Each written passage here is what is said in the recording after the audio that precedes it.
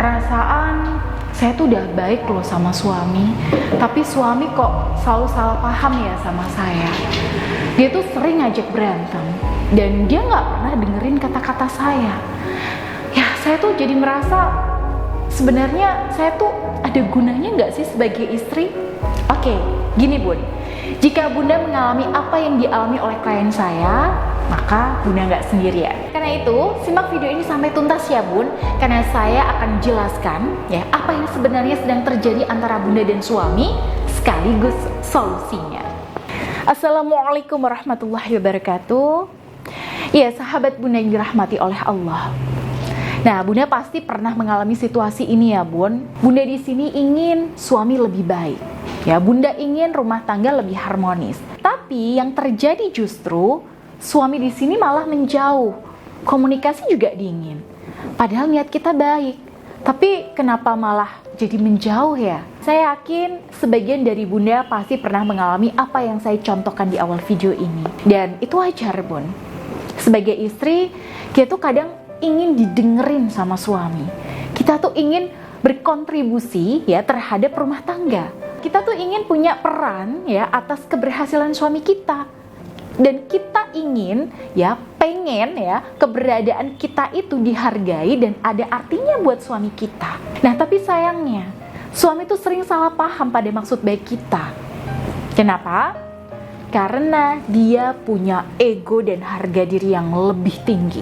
Sedangkan kita pakainya perasaan. Makanya seringkali suami istri itu nggak sefrekuensi dan nggak selaras auranya, sehingga sering terjadi salah paham. Nah, hari ini saya akan bongkar nih Bun, 3 kebaikan istri yang justru bikin suami mundur perlahan. Dan ini Bun, itu juga sudah banyak dikupas oleh Dr. John Gray dalam buku legendarisnya nih Bun, yaitu Men Are From Mars, Women Are From Venus. Oke, kita akan bahas ya Bun. Jadi yang pertama, menasihati suami agar lebih baik dari hari ke hari. Oke, saya tahu nih Bun, niat kita itu pasti baik. Kita mungkin ingin suami berkembang ya. Kita ingin suami lebih baik dari hari ke hari. Ya, ingin dia naik kelas, lebih sukses, lebih perhatian, lebih bijak, dan lebih dekat sama Allah. Tapi bagi laki-laki, cara penyampaiannya itu sangat penting sekali. Karena suami itu tidak suka diperbaiki. Ya, bahkan ya di buku John Gray ini juga dikatakan nih Bun, ketika pria merasa istrinya ingin memperbaikinya, maka ia merasa ditolak dan tidak diterima apa adanya. Jadi buat laki-laki itu, ketika dia diceramahi atau dinasihati istri, itu dia merasa Bun, aduh, aku tuh udah tahu semua itu. Dia tuh nggak perlu ngomong juga aku udah ngerti. Cuman ya nggak ada semangatnya aja aku buat ngelakuin itu. Ngapain sih dia pakai ceramah panjang lebar? Emangnya aku ini anak kecil apa? Kayak dia yang tahu semuanya dan aku yang selalu salah, dan di sini aku yang harus dibenerin. Itu yang ditangkap di akal suami Bunda. Jadi seringnya tuh ketika dia merasa bahwa kita ingin mengubahnya, yang terjadi justru dia akan menghindar. Dia akan lebih banyak diam atau malah marah. Nah, intinya dia akan lebih defensif dan auranya akan tertutup. Makanya saran saya, kalau ingin suami berubah, maka ubah dulu cara kita menyampaikan niat baik kita. Bukan dengan kata-kata, ayah tuh harusnya lebih begini. Nah, tapi cukup dengan, ya, aku tuh suka banget loh waktu ayah begini kemarin. Kalau bisa sering-sering ya kayak gitu ya. Oke, dengan begitu Bun, suami justru akan lebih mudah menerima. Nah, yang kedua, mengoreksi perilaku suami dan memberi instruksi apa yang harus dia lakukan. Nah, ini juga salah satu jebakan yang sering tanpa sadar dilakukan oleh para istri. Contohnya begini, ya, kalau ayah pakai cara ini tuh sebenarnya salah loh ya, itu nggak bener, nggak boleh kayak gitu, harusnya tuh kayak gini loh ya. Atau nih Bun, tuh ya, coba ayah belajar dan lihat dari suami si A ini. Dia tuh bisa banget loh ngebagiin waktu. Dia bisa ini loh. Nah ini Bun, menurut kita itu bagus ya. Cara itu udah bener. Memang suami di sini salah dan harus dikoreksi. Tapi karena suami itu makhluk egonya lebih tinggi, kata-kata Bunda ini seolah akan terdengar begini di telinga suami Bun. Kamu tuh bisa nggak sih ngelakuin gitu aja salah. Tuh lihat suaminya si Ani, lebih bagus kan daripada kamu? Nah, jadi kata-kata seperti itu Bun biasanya membuat para suami merasa seolah-olah diatur atau bahkan dianggap gak becus. Dan ini sangat melukai egonya. Terutama kalau suami Bunda ini tipenya yang punya egonya tinggi nih, sensitif.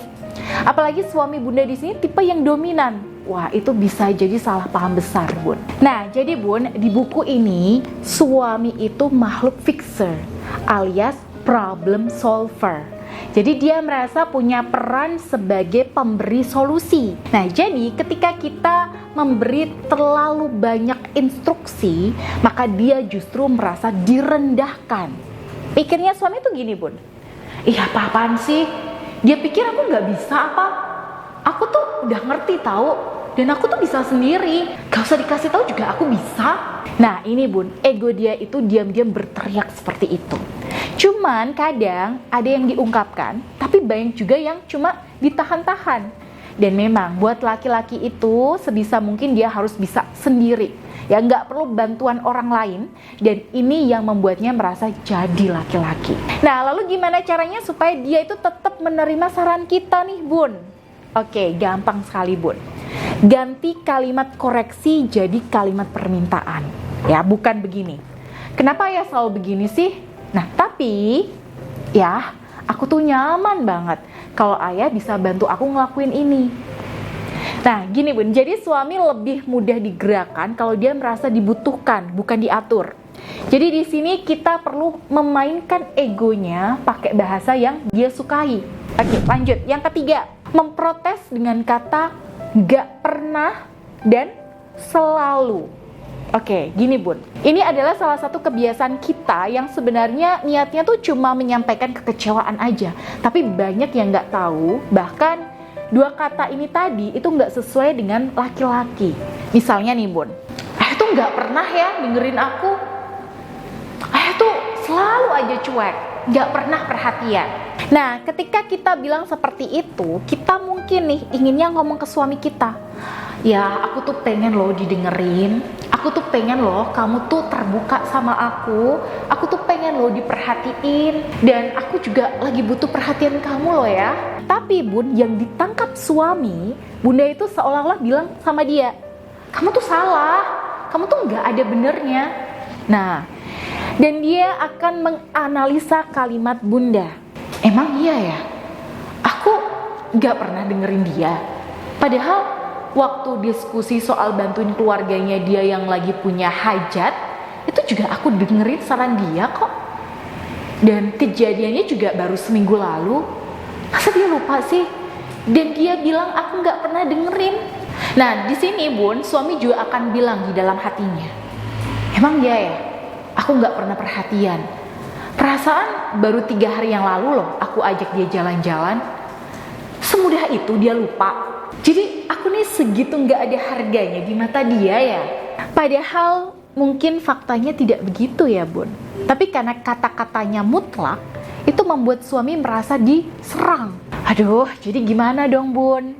Nah ini Bun, ganti dengan kalimat yang tidak menyudutkan tapi mengungkapkan perasaan Bunda. Misalnya nih, ya aku lagi butuh ayah nih. Aku ngerasa akhir-akhir ini kita jarang ngobrol. Aku ngerasa sendiri aja akhir-akhir ini ya. Aku pengen dong bisa lebih banyak di rumah. Oke, begitu ya Bun.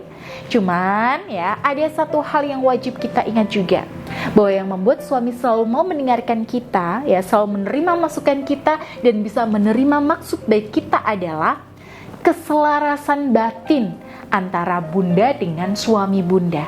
Jadi kalau secara batin aja auranya nggak selaras, nggak sefrekuensi, ya itu juga akan susah Bun.